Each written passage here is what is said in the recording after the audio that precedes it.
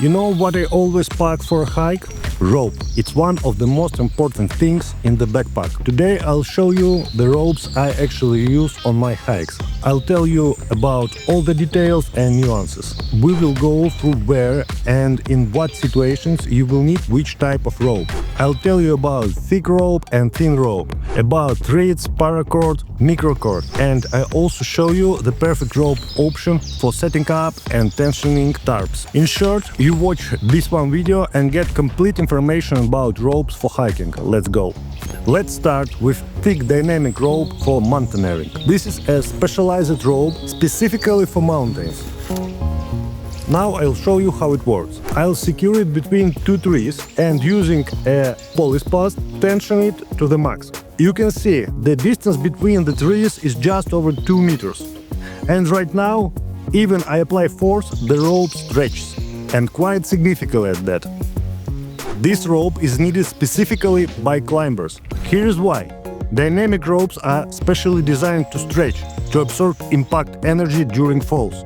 But if you are not a climber and do regular hiking, then you don't need this rope. Let me explain why. It's heavy and bulky, and on a real hike, you simply won't find a use for it. It's just dead weight in your backpack. That's why I don't recommend such ropes to you, again, unless you are a climber. Next we will look at the legendary Paracord, which appears in every video about ropes for bushcraft, survival and so on. But I am not a Paracord fan. Let me explain why. I'm not going to make a knife handle out of paracord in the forest, like those pretty girls love to show in YouTube shorts. Like, look, what a cool use for paracord, we made a knife handle. I have nothing against pretty girls, of course, but in any real situation I use microcord instead of paracord. It's smaller, lighter, it's convenient to wind into a spool. Here I have 10 meters of paracord and 10 meters of microcord. Obviously, microcord is much more convenient to carry with you. Okay, let's say you still cannot do without paracord. Then, now I will show you a trick. How to neatly hold paracord using the MOLLE system on your backpack. My backpack and side pouches, everything is sewn with MOLLE webbing. And I hold the paracord in this zigzag pattern, threading it neatly through the MOLLE loops. Now I will show you in detail how I do this. I start from the bottom, thread the paracord through each MOLLE strap. Step by step, I go up to the very end. When I reach the end, I turn around and go down the same way.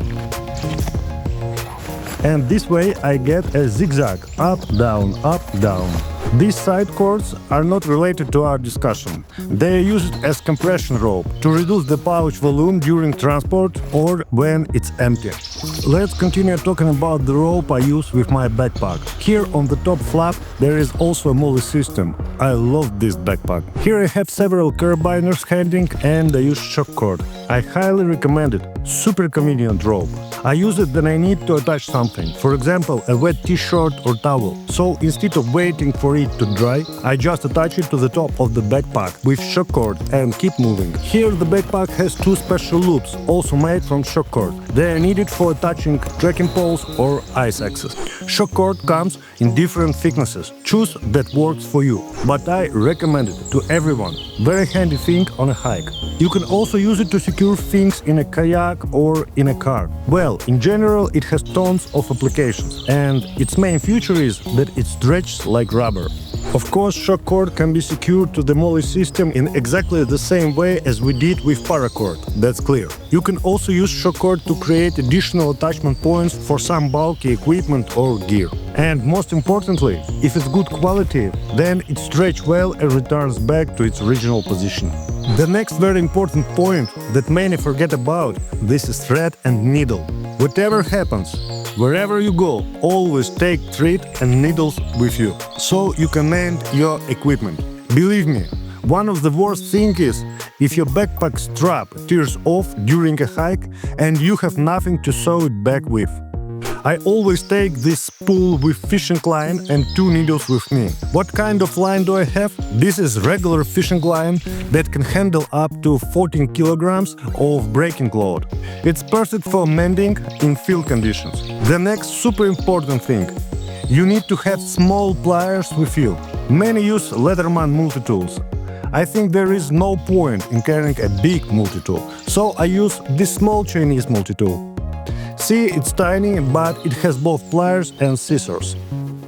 The next type of rope we will look at, this is rope for creating shelter. In my case, for this tarp.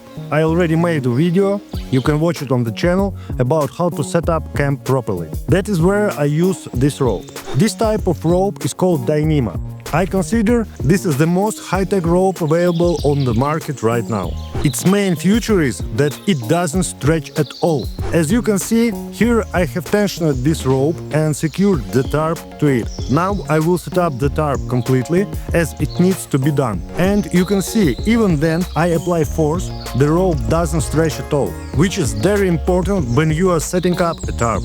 I have this special case where I store stakes and 5 pieces of Dyneema. 4 pieces go for side guy lines and one long 10-meter piece I use as the ridge line. Okay, let's summarize today's video. You use specialized rope for climbers only when you are a climber. Paracord can be replaced with microcord in most cases and save space in your backpack. Shortcord is a super convenient thing, I recommend everyone use it. We definitely take needle with thread and the multi-tool with pliers on hikes. For tarp tension we use Dyneema because it doesn't stretch at all and it's the best option. So, I told you about all the rope types I know that I consider relevant. Hope the video was useful for you. Jumbo Brothers, see you later.